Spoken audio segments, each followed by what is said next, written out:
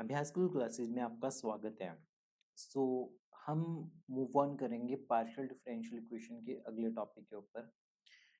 Basically अब हमारे पास ना हमने अभी तक क्या किया, सबसे पहले पार्शियल डिफरेंशियल इक्वेशन का मतलब समझा कि what is partial differential equation, कि ये होती क्या है। उसके बाद हमने देखा कि order of partial differential equation देखा। Order of partial differential equation ये कॉन्सेप्ट बिल्कुल सेम था जो हमारे पास ऑर्डिनरी डिफरेंशियल इक्वेशंस में था। तो ऑर्डर वाला कॉन्सेप्ट समझा। फिर हमने लीनियर पार्शियल डिफरेंशियल इक्वेशन देखी, that is P P plus Q के इक्वल टू आर के इक्वल। ठीक है, ये हमने लीनियर पार्शियल डिफरेंशियल इक्वेशन देखी। तो इसमें capital P capital Q capital R functions of x Y Z होते हैं। ये मोस्ट इंपॉर्टेंट फॉर्म है हमारे पास। उसके बाद हमने देखा कि formation of partial differential equation कैसे की जाए। Formation of partial differential equation कैसे की जाए, तो दो मेथड देखें, by elimination of constants, by elimination of function, by elimination of function, by elimination of constants. So formation of partial differential equation के बाद हमारे पास जो टॉपिक बचा, अब हमारे पास दो तीन टॉपिक्स बचे हैं। एक तो सरफेस इंटीग्रल फाइंड आउट करना, एक ऑर्थोगोनल सरफेस और एक सॉल्यूशंस वाला।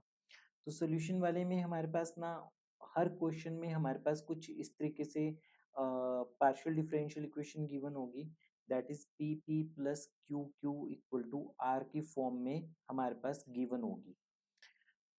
अब हर क्वेश्चन में सबसे पहले हम लैग्रेंजे ऑक्सिलरी इक्वेशंस लिखेंगे, dx by P, dy by Q, dz by R लिखेंगे। हमें इसे सॉल्व करने के चार मेथड्स देखने हैं। कितने मेथड देखने हैं? चार मेथड्स हमें देखने हैं। एक एक करके ये चार मेथड्स देखेंगे, बट एक ब्रीफ वे में मैं आप लोगों को ये वाला मेथड बताना चाहूंगा कि कैसे ये मेथड्स होंगे। सबसे फर्स्ट मेथड में हमें देखो, हमें इसके दो सोल्यूशन चाहिए होते हैं। u of x Y z equal to C one एक solution, v of x Y z equal to C two ये दूसरा सोल्यूशन। हमें इसके कितने सोल्यूशन चाहिए होते हैं? दो सोल्यूशन चाहिए होते हैं, u equal to C one and v equal to C two.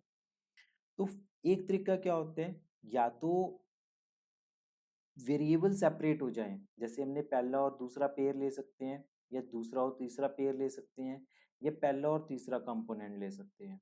तो इनमें वेरिएबल सेपरेट होके इनको सॉल्व कर सकते हैं। एग्जाम्पल की हेल्प से समझेंगे, बट ये चीज मतलब बहुत ध्यान से सुनो जो मैं कह रहा हूँ आपको। या तो हम पहला और दूसरा पेयर उठाएंगे, या पहला और तीसरा उठाएंगे, दूसरा और तीसरा उठाएंगे, या पहला और तीसरा उठाएंगे। ठीक है, सबसे पहला तो हमारे पास ये हो गया सोल्यूशन निकालने का तरीका। दूसरा तरीका क्या होता है कि जो हमने सोल्यूशन फर्स्ट की हेल्प से निकाला उसका यूज करेंगे, उसका यूज करके सेकंड सोल्यूशन फाइंड आउट करना, वी सरफेस निकालना। मे बी अभी आपको ये चीज लग रही है पता नहीं क्या बोल रहा हूँ, कैसे होंगी ये सब चीजें, बट बहुत ईजी है, ट्रस्ट में। आप पहले इसे थोड़ा सा ध्यान से सुनना।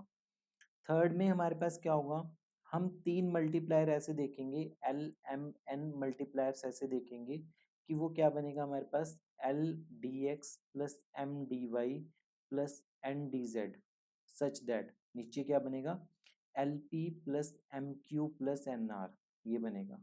और डिनोमिनेटर पूरा का पूरा क्या बन रहा होगा, जीरो बन रहा होगा। ठीक है, हमें मल्टीप्लायर्स ऐसे देखनी है कि आपका जो डिनोमिनेटर है वो पूरा जीरो बन जाए, और लास्ट को हम अच्छे से समझेंगे जब जिसमें वो एग्जैक्ट डिफरेंशियल बनता है ऊपर वाले का। चलो हम डायरेक्ट क्वेश्चंस पे जंप करते हैं। पहले थोड़ा सा इसे रीड कर लेते हैं। A partial differential equation of the form is standard form of a linear partial differential equation of first order। जब भी आपको बोला जाए linear differential equation first order की पार्शियल डिफरेंशियल इक्वेशन बताओ, तो आप क्या बोलोगे, P P plus Q Q equal to R, ये बनेगा हमारे पास। अब इसमें इसके दो सॉल्यूशंस हमें निकालने हैं, u equal to C one और v equal to C two, ये दो सॉल्यूशंस हमें निकालने हैं। तो अब इसको सॉल्व करने के हमारे पास कितने नियम है, चार नियम है। We have the four rules. तो पहला रूल क्या कहता है कि by equating two of the three members in equations, तो पहला रूल ये कहता है कि कोई भी दो मेंबर्स को आप इक्वेट कर दो। तो देखो अगर मैं इन दोनों को इक्वेट करूं तो z कैंसिल आउट हो जाएगा। तो इक्वेटिंग या फिर taking first and second member, अगर हम पहला और दूसरा मेंबर लेंगे तो हमारे पास क्या बनेगा, x dx upon Y square Z equal to D Y upon X Z. Solve करेंगे z से z कट गया तो ये बनेगा X square D X equal to Y square D Y बनेगा। एक्स स्क्वेयर का इंटीग्रेशन बनेगा X cube upon three minus Y cube upon three equal to C one, मतलब थ्री आएगा, इसमें भी थ्री आएगा, थ्री को सी वन के साथ ले जाओ तो सी लिख लो चाहे इसे, X cube minus Y cube equal to C one dash कर लो, इसे सी वन कर लो। तो ये एक सोल्यूशन निकल गया हमारे पास। अगर हम देखो ये दो मेंबर्स लेंगे तो इसमें तो y है, तो ये x नहीं आना चाहिए इसमें, तो हम सेकंड और थर्ड मेंबर्स को सॉल्व नहीं कर पाएंगे। अगर मैं फर्स्ट और थर्ड मेंबर को लूं तब हम इसे सॉल्व कर सकते हैं। अगर फर्स्ट और थर्ड मेंबर को इकट्ठी लें हम, फर्स्ट और थर्ड मेंबर को, तो क्या बनेगा, X D x upon Y square Z equal to D Z upon Y square है, वाई स्क्वेयर से वाई स्क्वेयर तो कट गया, तो ये बनेगा X D X equal to Z D Z. तो इसमें बनेगा एक्स स्क्वेयर बाई टू, ठीक है, equal to Z square by two plus C two dash. तो ये बनेगा X square minus Z square equal to C two बोल सकते हैं हम इसे।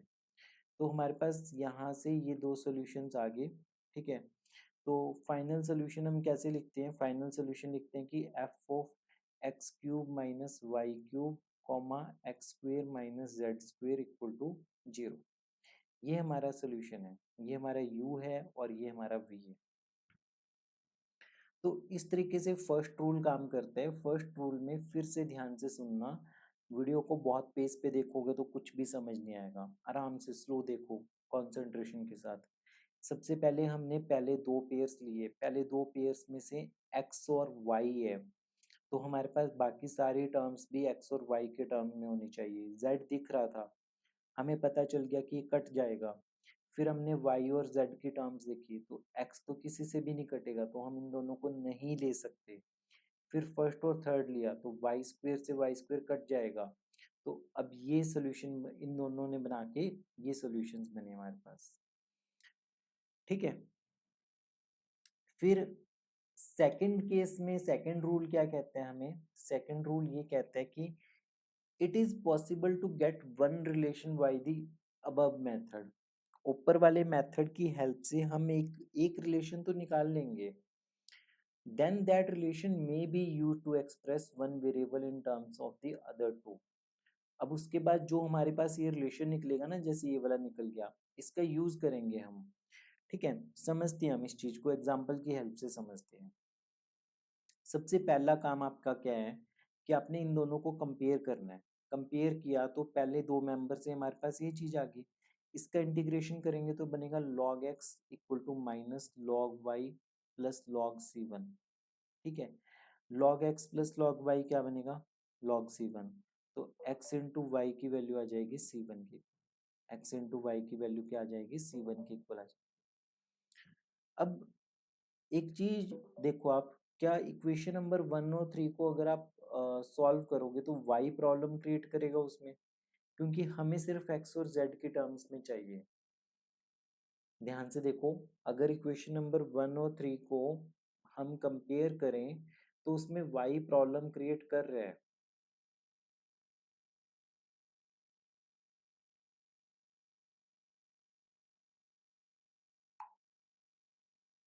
ठीक है। और अगर हम देखें इक्वेशन नंबर टू और थ्री तो उसमें x प्रॉब्लम क्रिएट कर रहा है, क्योंकि x कट ही नहीं रहा, ठीक है। तो ये भी प्रॉब्लम क्रिएट करेगा। तो अब हम कहाँ पे जाएं, कैसे सॉल्व करें।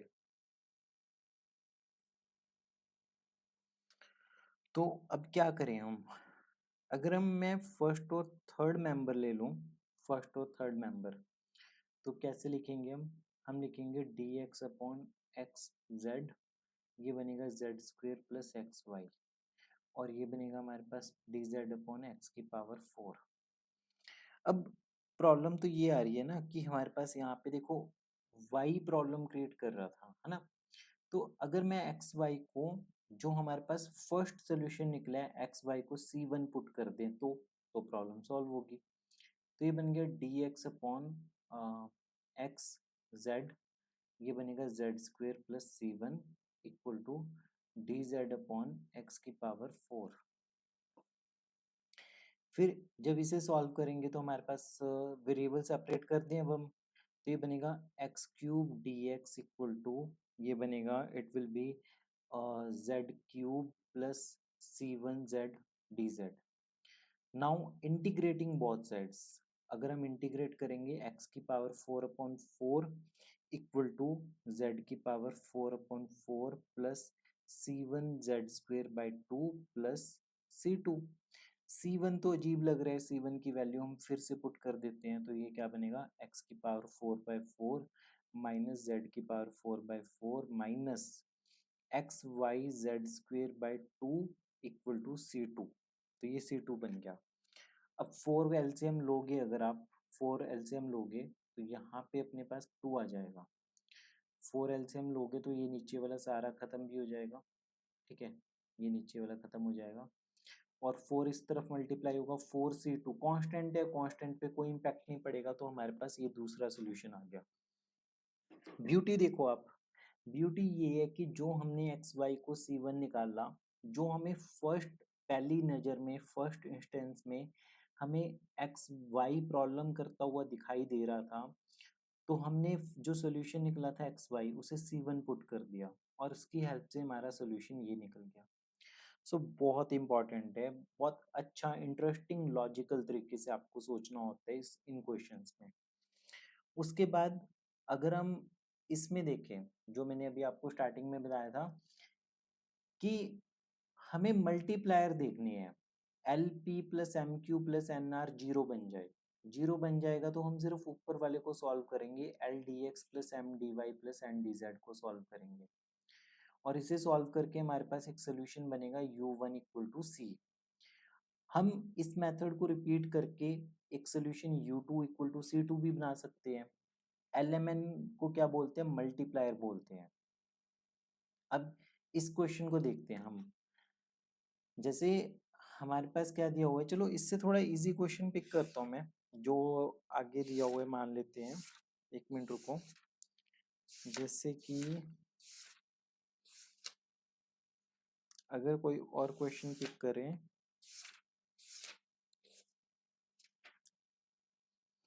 जैसे हमारे पास कुछ इस तरीके से क्वेश्चन होता है, देखो dx/x - y, dy/y - z, dz/x -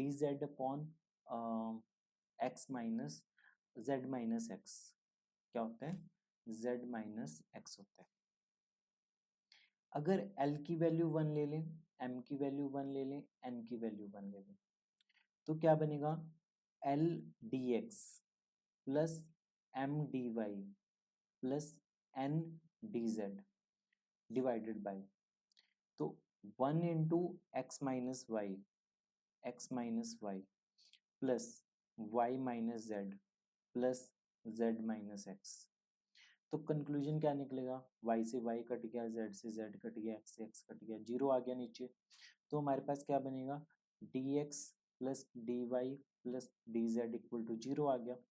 तो इसको इंटीग्रेट करेंगे तो हमारे पास सोल्यूशन आएगा x + y + z = C1, ये सोल्यूशन बनेगा। एक बड़ी अच्छी चीज देखो, सबसे पहले हम सोचेंगे कि क्या हम इन दोनों को सॉल्व कर सकते हैं? No, we can not solve because z is creating problem, z इसमें प्रॉब्लम क्रिएट देगा हमें। फिर हम देखेंगे कि क्या हम इक्वेशन नंबर 2 और 3 को सॉल्व कर सकते हैं, तो x हमें प्रॉब्लम दे रहे हैं। अगर हम फर्स्ट और थर्ड पेयर को देखें, अगर हम फर्स्ट और थर्ड पेयर को देखें तो इसमें हमें y प्रॉब्लम दे रहे हैं, तो वेरिएबल्स तो हम सेपरेट कर ही नहीं सकते, जो मेथड अभी हमने सीखा वो मेथड तो हम लगा ही नहीं पाएंगे, तो इसलिए हमें मल्टीप्लायर्स का सहारा लेना पड़ेगा, हमें प्रॉपर सोचना पड़ेगा। देखो ये काइंड ऑफ एक पजल है आपके लिए, मैं फिर से कहता हूँ ये बहुत ब्यूटीफुल, बहुत अच्छा चैप्टर है, इसको एक बार अच्छे से समझ जाना, तो मार्क्स नहीं कटेंगे आपके। पजल ये है कि हमारे पास देखो x माइनस वाई आ गया, y माइनस जेड है, z माइनस एक्स है। इनको किससे मल्टीप्लाई करके ऐड करें कि ये जीरो बन जाए, बस ये सोचना है आपको।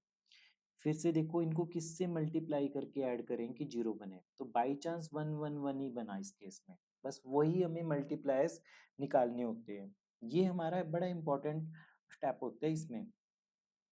उसके बाद अगर मैं मान लो कुछ और क्वेश्चंस में आपको ऐसे क्वेश्चंस बताता हूँ जिनमें हमें मल्टीप्लायर्स निकालने होते हैं। एक मिनट वेट करना आप, ठीक है। तो जैसे चलो एक और क्वेश्चन पिक करते हैं, ये नोट डाउन कर लेना आप। सेकंड क्वेश्चन है हमारे पास, जैसे dx है हमारे पास, dx upon X into Y minus Z, फिर dy अपॉन ये है y z माइनस एक्स, फिर है dz upon z x minus Y है। क्या करें इसमें, क्या करें क्या करें, सोचो पहले आराम से। सोचोगे तो कंपेयर, पहला और दूसरा मेंबर लेंगे तो एक्स प्रॉब्लम क्रिएट कर रहे हैं, दूसरा तीसरा लेंगे तो वाई क्रिएट करे, एक्स प्रॉब्लम क्रिएट करेगा, पहला और तीसरा लेंगे तो वाई देगा। मतलब कुछ सेपरेट नहीं होंगे इनको लोगे तो। अब सोचो कि हमारे पास ये मेंबर ये दिया हुआ है, ये दिया हुआ है, ये दिया हुआ है, इनको किससे मल्टीप्लाई करें कि इनका सम जीरो आ जाए। पॉज करो, सोचो। सिंपली अगर मैंने वन वन वन से भी ऐड कर मल्टीप्लाई करके ऐड कर दिया तो क्या बनेगा, थोड़ा खोल के देख लेते हैं।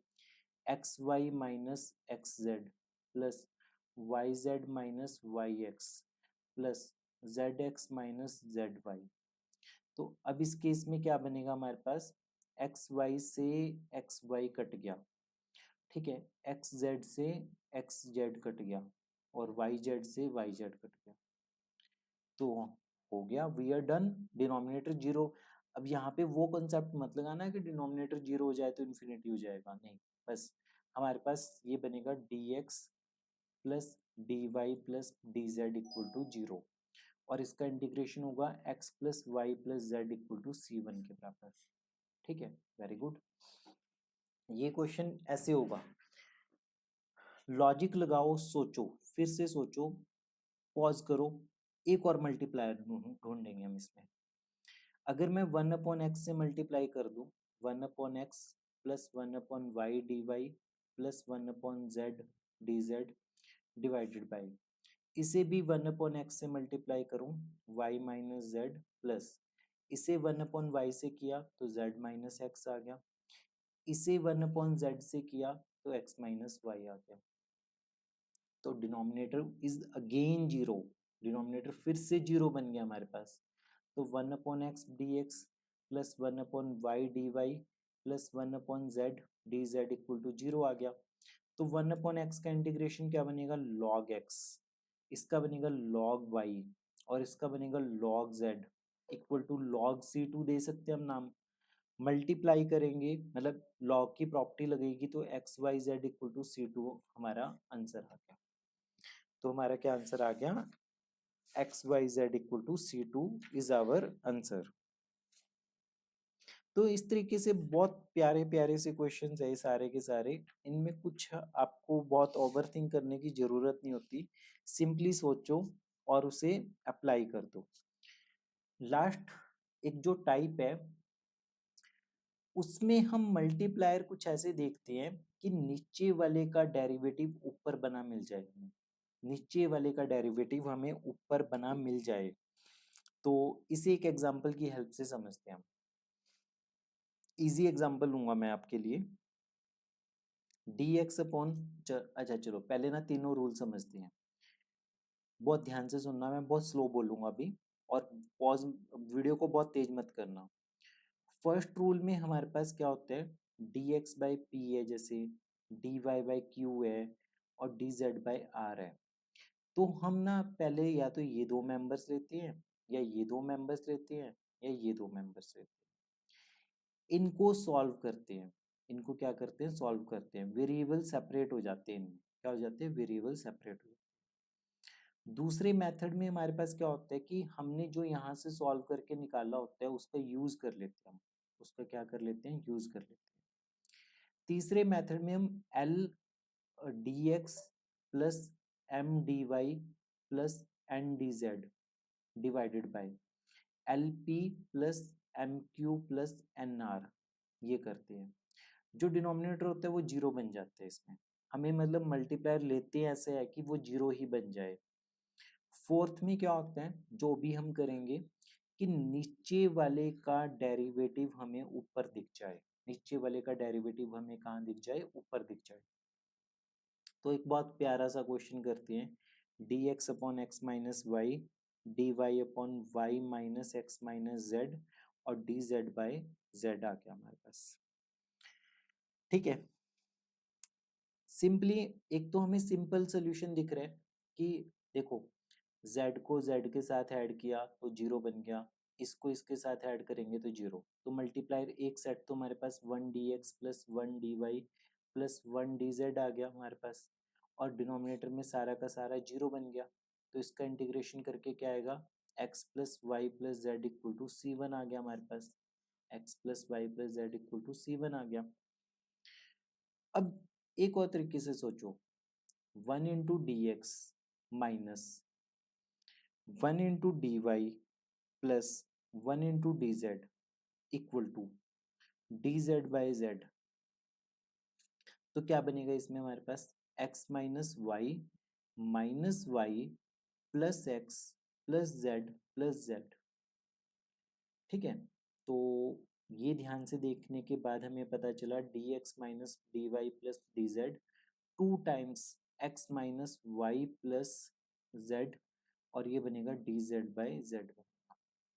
ठीक है, तो इसका डेरिवेटिव, इसका इंटीग्रेशन करेंगे तो log x minus y plus z बनेगा, और इसका बनेगा log z, 2 log z बनेगा, तो log z स्क्वायर बन जाएगा ये। फिर ये log प्लस log c2 भी आएगा हमारे पास। अब इसका सोल्यूशन क्या आएगा, x minus y plus z upon z square equal to c2 बनेगा। तो ये एग्जैक्ट डिफरेंशियल का कंसेप्ट होता है कि हमने जो डिनोमिनेटर में लिया उसका डेरिवेटिव देखो, x का डेरिवेटिव dx, y का डेरिवेटिव dy, z का डेरिवेटिव dz, इसका डेरिवेटिव हमारे पास न्यूमरेटर में बन रहा है। ठीक है, तो हम इसे इक्वेट करते हैं किसी एक फ्रैक्शन के साथ, जैसे dz बाई z। समझने की कोशिश करो, अभी आपका ये फर्स्ट टाइम अगर आप कर रहे हो तो आप बस थोड़ा आइडिया रखो कि हमें मल्टीप्लाई करनी है ऐसे नंबर्स के साथ कि एग्जैक्ट उसका डेरिवेटिव ऊपर बने। तो ये हमारे पास कंप्लीट 4 मेथड्स हो गए सॉल्व करने के लिए। एग्जैक्ट प्रॉब्लम्स हम अपनी अगली वीडियो में सॉल्व करेंगे, इसमें हमने सिर्फ मेथड्स को सीखा है, और इस वीडियो के बिना आप अगली वीडियो पे पहुंच नहीं सकते। अगर आप पहुंचोगे तो कहीं ना कहीं स्ट्रगल करोगे कि ये चीज़ कैसे आई, वो चीज़ कैसे आई। तो यहाँ पे तो आपको ये चीज़ करनी ही पड़ेगी, अच्छे से समझनी पड़ेगी। नो डाउट मे भी थोड़ा आपको वियर्ड लग सकता है फर्स्ट टाइम में, पर कोई भी चीज़ फर्स्ट टाइम में तो देखो प्रॉब्लम देगी आपको समझने में, और खासकर ऐसे हायर मैथ्स में। पर आप इसको 1 2 बार 3 बार वीडियो को देखो, ठीक है, पॉज करो, सोचो, कोई भी डाउट है मुझसे पूछ सकते हो। अगली वीडियो में हम डायरेक्ट इसके क्वेश्चन सॉल्व करेंगे। ठीक है, इन केस अगर आप 4th या 6th सेमेस्टर की मैथ की क्लासेस को ज्वाइन करना चाहते हो, यू आर मोस्ट वेलकम, आप ज्वाइन कर सकते हो। ठीक है, बेसिकली छोटे बैच होते हैं हमारे, ठीक है, 8 से 10 students maximum. Offline as well as online mode में आप सीख सकते हो ये सारी चीज़ें। ठीक है, एक स्ट्रक्चर्ड वे में प्रॉपर सारा कंटेंट। ठीक है, तो कोई भी क्वेरी या कुछ भी पूछना आप पूछ सकते हो इस नंबर पे कांटेक्ट करके। मिलते हैं अगली वीडियो में, तब तक पढ़ते रहिए, प्रैक्टिस करते रहिए अभ्यास स्कूल क्लासेस के साथ।